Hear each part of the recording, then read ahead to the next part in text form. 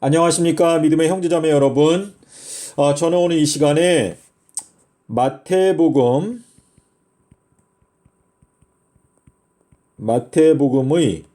두 마리 나귀의 의미라고 하는 제목으로 여러분께 말씀을 드리겠습니다. 예수님께서 나귀를 타고 예루살렘에 입성하셨던 이야기가 사복음서에 모두 나타나고 있는데, 마태복음 21장 1절부터, 그리고 마가복음 11장 1절부터, 그리고 누가복음 19장 29절부터, 그리고 요한복음 12장 12절부터 동일한 사건에 대해서 설명하고 있습니다. 그런데 차이점을 한 가지 발견할 수 있는데, 그것은 마태복음에는 두 마리의 나귀를 타고 입성하셨다. 한 마리는 암컷이고 또 한 마리는 수컷이다 라고 기록하고 있고, 나머지 마가복음, 누가복음, 요한복음의 경우에는 여기에서는 새끼 수컷 나귀 한 마리를 타고 입성하셨다라고 기록하고 있습니다.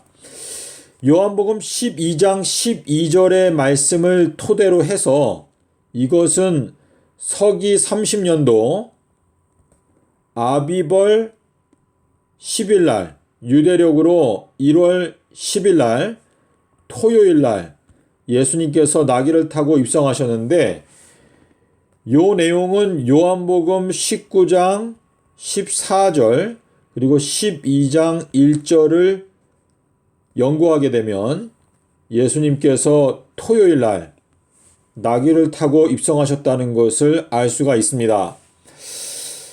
자, 지금 마태복음에서만 두 마리의 나귀를 타셨다라고 기록하고 있는데, 요 내용이 2절과 5절과 7절에서 분명하게 나타나고 있습니다. 자, 그런데 이 마태복음의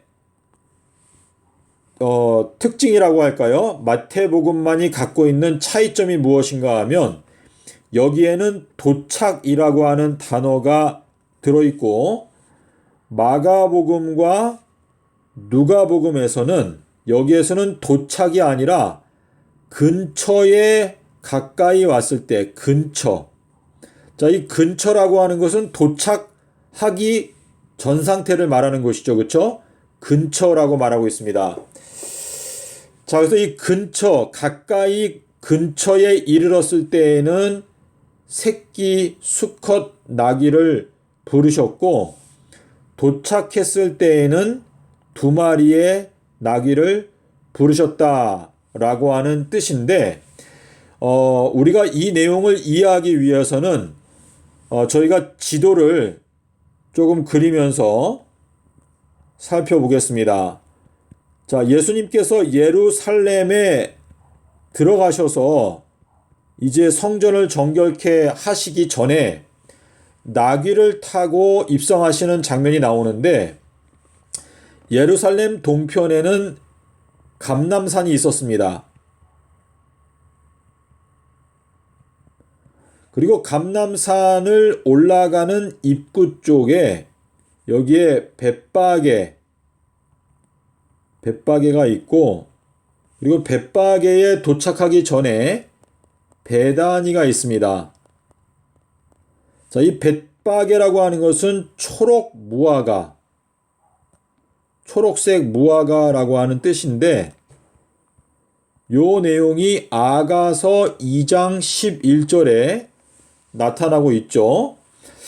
자, 그런데 이 예루살렘과 그리고 베다니, 자, 예수님께서 베다니를 지나셔서 벳바게와 감람산을 지나셔가지고 예루살렘에 도착하셔서 예루살렘 성에 들어가셔서 성전을 정결케 하셨다라는 것을 말씀하시고 있는데, 마태복음 21장에 보면 예수님께서 감람산과 그리고 벳바게에 도착하셨을 그때에 두 마리의 나귀를 부르셨다라고 기록하고 있고, 그리고 마가복음 11장에는 근처, 또 누가복음 19장에도 근처라고 하는 단어가 나오는데, 여기에 보면 베다니, 자, 베다니에 오기 전도 역시 여정이 있겠죠. 근데 베다니의 근처에 왔을 때, 여기 이제 근처라고 하는 표현이 나옵니다. 근처. 자, 그런데 우리가 요한복음 11장 18절에 보면 예루살렘과 그리고 베다니 사이의 거리가 15스타디온이다 라고 말하고 있습니다. 자, 이 15스타디온이라고 하는 것은 15년을 말하는 것인데, 요 15년은 2030년부터 15년 전은 2015년을 가리킵니다. 자, 2030년은 요때는 예수님께서 성도들을 승천시키는 때이고, 요때가 예수님께서 부활하셨던 18일 일요일을 나타내고, 그리고 요때가 바로 완전 제3일을 뜻합니다. 제3일. 예수님께서 부활하셨던 제3일에는 완전하게 된다. 자, 완전이라고 하는 단어가 살렘이라고 하는 단어의 뜻이죠. 그리고 이 내용은 누가복음 13장 32절과 33절에서, 그리고 고린도전서 13장 10절과 12절에, 그리고 계시록 22장 4절에 있는 말씀, 그리고 마태복음 5장 48절, 그리고 마태복음 마태복음이 아니고 요한복음 19장 30절에서 또 역시 같은 관련된 내용이 나오는데요. 제가 여러분께 말씀드리고자 하는 것은 요 완전이라고 하는 요 단어, 요 완전은 바로 주님께서 부활하시게 되는 제3일을 의미하는데, 요것이 바로 2030년을 가리킨다 라는 것을 여러분께서 영상을 통해서 아마 이해하고 계실 줄로 믿습니다. 그래서 15스타디온이라고 하는 것은 2015년을 의미하는 것이기 때문에, 지금 베다니 근처에 오셨을 때, 이 말은 뭐죠?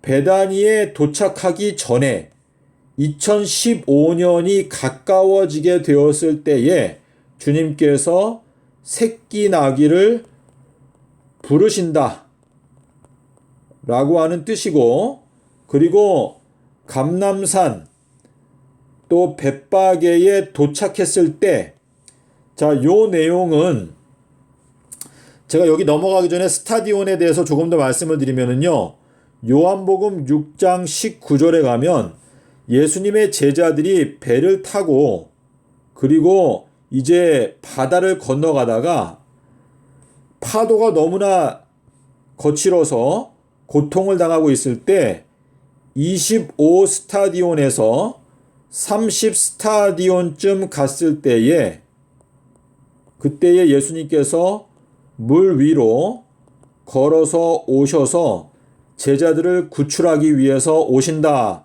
라고 하는 말씀이 있는데, 이것은 2026년도부터 2030년 사이에, 다시 말해서 짐승의 표의 환란이 시작되고 나서 계시록 14장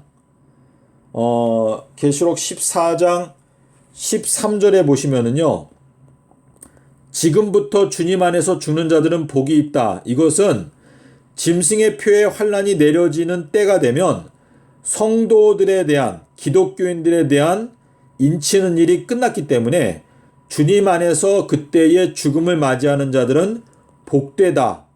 그것은 인침을 받아서 영생을 얻기로 결정이 되었기 때문에 2026년도 이후에는 주 안에서 죽는 자들은 복이 있다라고 하는 뜻인데, 이것은 25스타디온과 30스타디온을 통해서 주님께서 저희들에게 2026년도는 재림전 7년에 한 가운데를 나타내고 2030년도는 끝을 나타내기 때문에 2026년도와 2030년도 사이에는 주님 안에서 죽는 자들은 복이 있다라고 말씀하시고 있고, 사도행전 12장 10절에 보면 첫 번째 파수, 두 번째 파수, 세 번째 철문, 이 철문에 해당되는 것이 바로 25스타디온과 30스타디온을 의미하는 것입니다.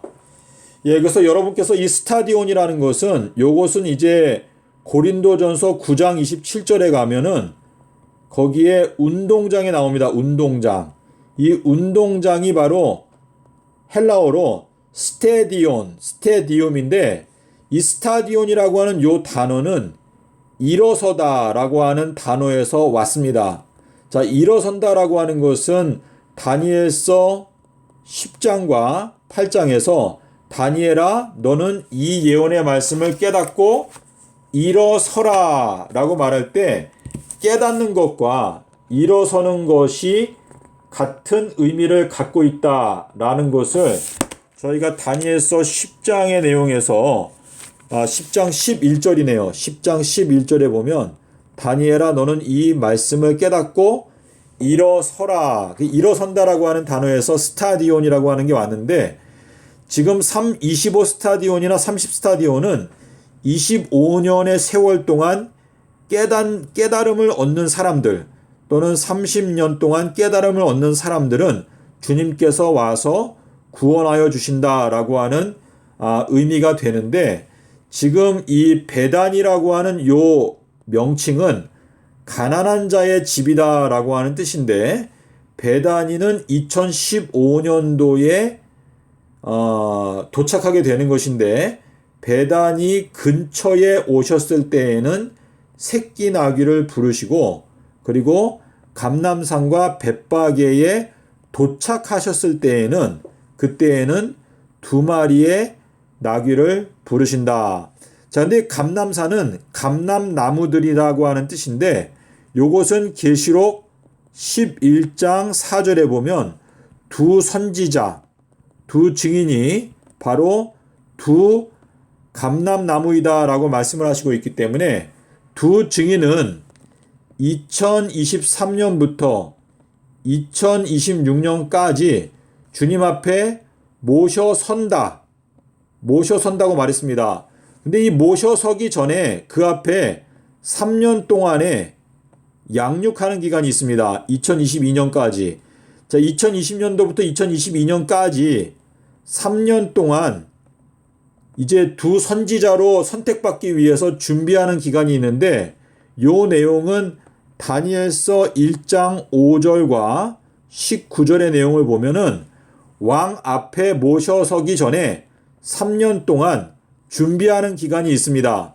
자, 그래서 지금 2023년부터 2026년은 이것은 두 선지자가 활동하는 기간이고, 주님께서 감람산에 도착했다, 또는 벳바게에 도착했다라고 하는 이 표현은, 자, 이 벳바게라고 하는 것은 초록 무화과를 뜻하는데, 아가서 2장 11절에 보면 겨울도 지나갔고, 자, 겨울은 몇 년도죠?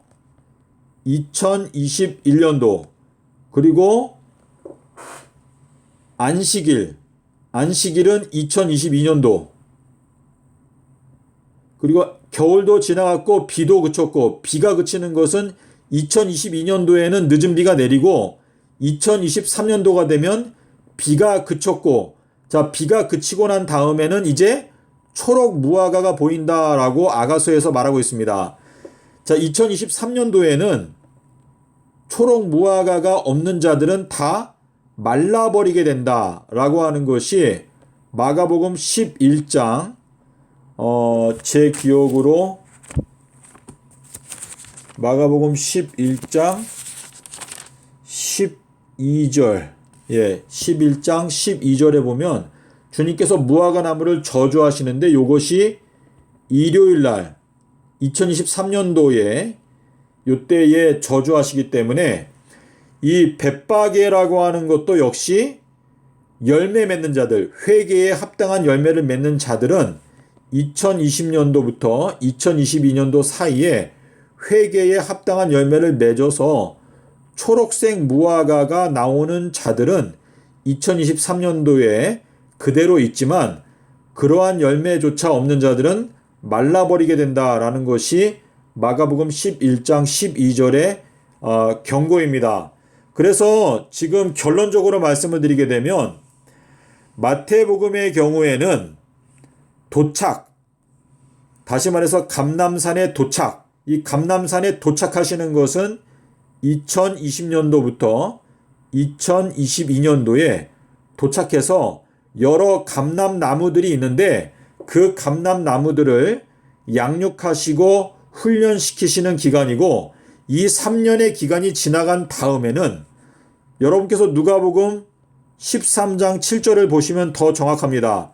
내가 와서 3년 동안 열매를 구하는데 열매가 없기 때문에 찍어버려라.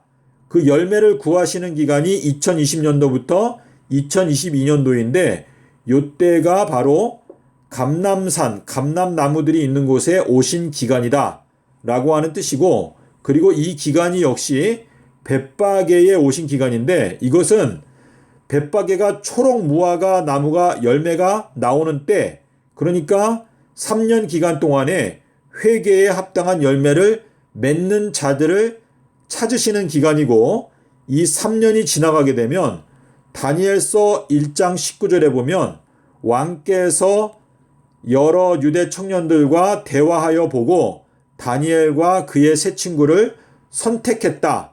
선택해서 왕 앞에 모셔서도록 하였다. 그래서 두 선지자가 2023년부터 2026년까지 주님 앞에 모셔서게 된다라고 하는 의미가 되겠습니다. 자, 그러므로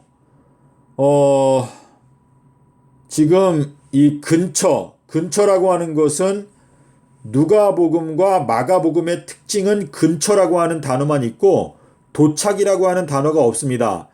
베다니 근처, 벳바게 근처, 감람산 근처, 예루살렘 근처라고 되어 있습니다.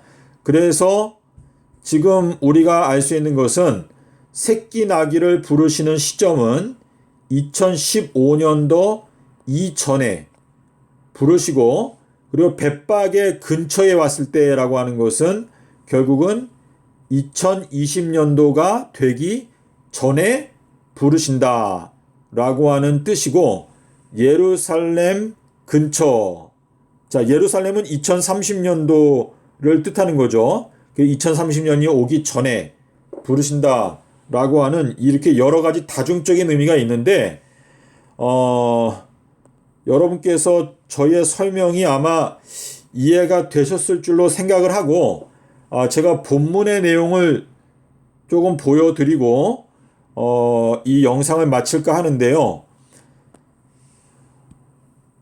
자, 마태복음 21장인데 여기에 있는 내용을 보시면, 자, 1절에 보겠습니다. 그들이 예루살렘에 가까이 왔는데 감람산과 벳바게에는, 여기에는 원어에 보면 도착이라고 하면 도착했다. 그래서 이것이 결국은 2020년부터 2022년도 요 사이에는 주님께서 암컷 나귀하고 수컷 나귀를 부르신다. 그래서 이것은 결국은 두 선지자를 부르시고 그들을 양육하시고, 그리고 2022년도가 끝나게 될 때 주님께서 그 양육받은 자들 중에서 가장 합당한 자 두 사람을 선택하신다. 그것이 암나귀와 수컷나귀가 된다 라고 하는 뜻이고요. 그리고 2절에 가면 이르시되 너희는 맞은편 마을로 가라. 그리하면 곧 메인 나귀. 자, 요거는 원어를 보면은 암컷 여성 명사 메인 나귀와 나귀 새끼, 요것은 남성 명사입니다. 남성 명사 나귀 새끼가 함께 있는 것을 볼 건데 그 두 마리를 다 내게로 끌고 와라. 풀어서. 자, 이 푼다라고 하는 것은 지금까지 매여 있었던 암흑, 진리의 말씀을 깨닫지 못하는 흑암 가운데서 풀어서 깨닫게 해주어서 끌고 와라 라고 말씀하시는 것이고, 자, 그리고 이제 4절부터 볼까요? 이는 선지자를 통하여 하신 말씀을 이루려 하심이라. 자, 이것은 스가랴서 9장 9절을 말씀하시는 건데, 여러분께서 히브리어 성경을 보셔도 스가랴서 9장 9절에는 두 마리의 나귀가 언급되고 있습니다. 자, 근데 5절에 가면 시온 딸에게 이르기를 너의 왕이 내게 임하나니 그는 겸손하여서 나귀. 자, 요 나귀는 요거는 암컷입니다. 암컷. 여성 명사. 그리고 여기 번역이 잘못되는데요. 그는 겸손하여서 암컷 나귀를 타시고, 그리고 요 사이에 그리고가 있습니다. 그리고 멍에 매는 짐승의 새끼를 탔도다 하라 하였느니라. 그래서 5절의 내용을 보게 되면 여기에는 여성 암컷 나귀하고 멍에 매는 짐승의 새끼, 요거는 수컷 나귀를 탔다라고 기록하고 있는데, 자, 7절에 보겠습니다. 제자들이 나귀, 암컷 나귀와 나귀 새끼를 끌고 와서 자기들의 겉옷을 그 위에 얹고 예수께서 그것들, 여기 원어에 보면 그것들 두 마리, 그것들 위에 앉으셨다라고 기록하고 있습니다. 그래서 마태복음 21장에 보면 분명하게 예수님께서 암컷 나귀와 수컷 나귀를 타셨다라는 것이 기록되어져 있고, 스가랴서 9장 9절도 역시 두 마리의 나귀를 언급하고 있습니다.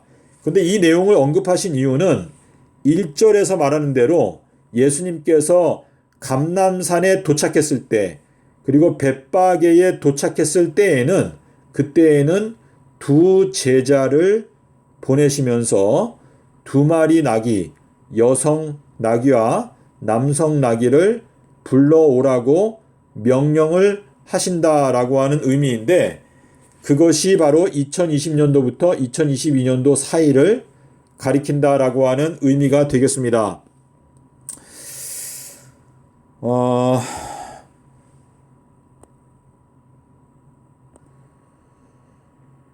자, 그리고 이제 제가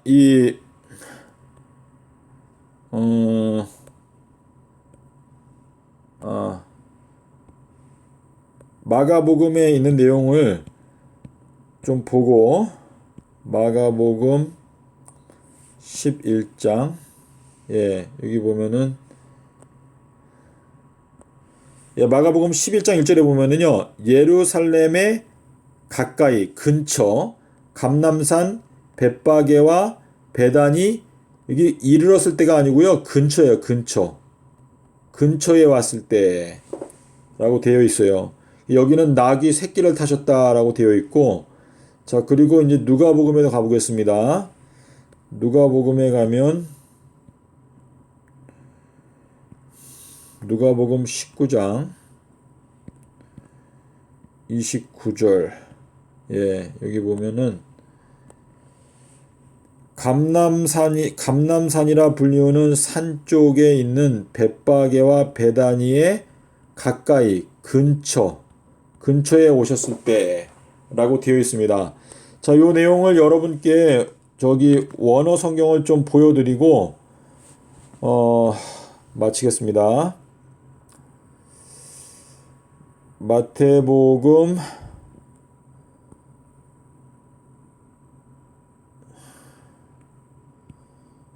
21장. 자, 여기에 보면은 그들이 예루살렘 근처에 가까이에 왔을 때, 그리고 요게 도착입니다. 도착하긴 했는데 어디에 도착했냐? 벳바게에 도착했고, 또 감람산에 도착했을 때에, 그래서 요거는 2020년도부터 2022년도 요 사이에 부름을 받는 사람들이 하나는 암컷 나귀, 또 하나는 수컷 나귀로서 이 주님의 일꾼으로 선택을 받게 될 수 있다라고 하는 뜻인데요. 여기 도착이라고 하는 표현이 있죠. 자, 근데 마가복음과 누가복음에는 그렇게 되어 있지 않습니다. 마가복음에 가면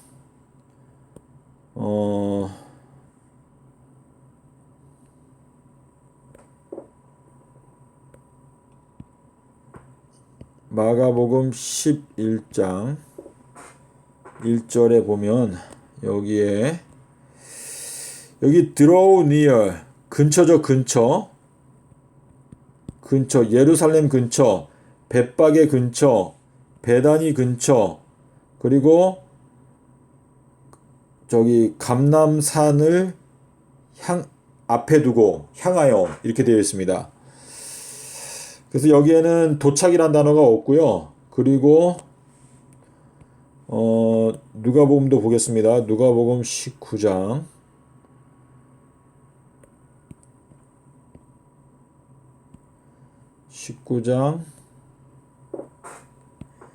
29절 여기에도 똑같은데 마가복음이랑 여기에 보면은 draw near 근처, 벳박의 근처, 베다니 근처, 그리고 올리브 감람산을 향하여 있을 때 그때에 주님께서 나귀 새끼 한 마리를 부르셨다라고 기록하고 있습니다.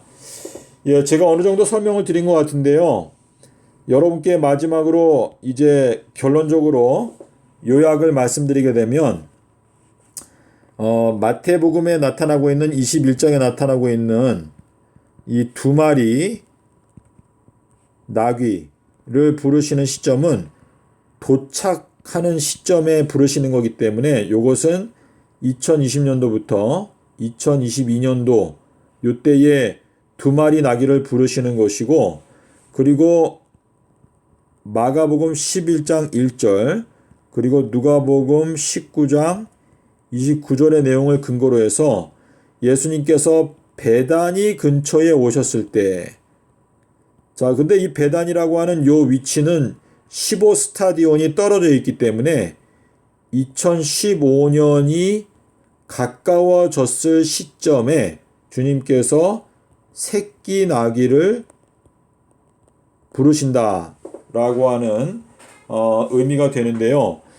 제가 이해하기로는 요 새끼 나귀는 엘리야를 뜻하는 것이고, 그리고 두 마리 나귀는 두 선지자를 뜻한다 라고 제가 지금 이해를 하고 있는데, 지금 이 새끼 나귀 엘리야 요 내용은 마태복음 24장 31절에 보면 저가 큰 나팔소리와 함께 그의 사자들을 보낸다라고 말했는데, 요 큰 나팔소리는 계시록 1장 10절에 나타나고 있는 이 나팔소리. 근데 이 나팔소리가 얼굴빛이죠. 얼굴빛. 이 얼굴빛이 번개인데, 요 번개 기별이 바로 주의 길을 곧게 하라. 요한복음 1장 23절이거든요.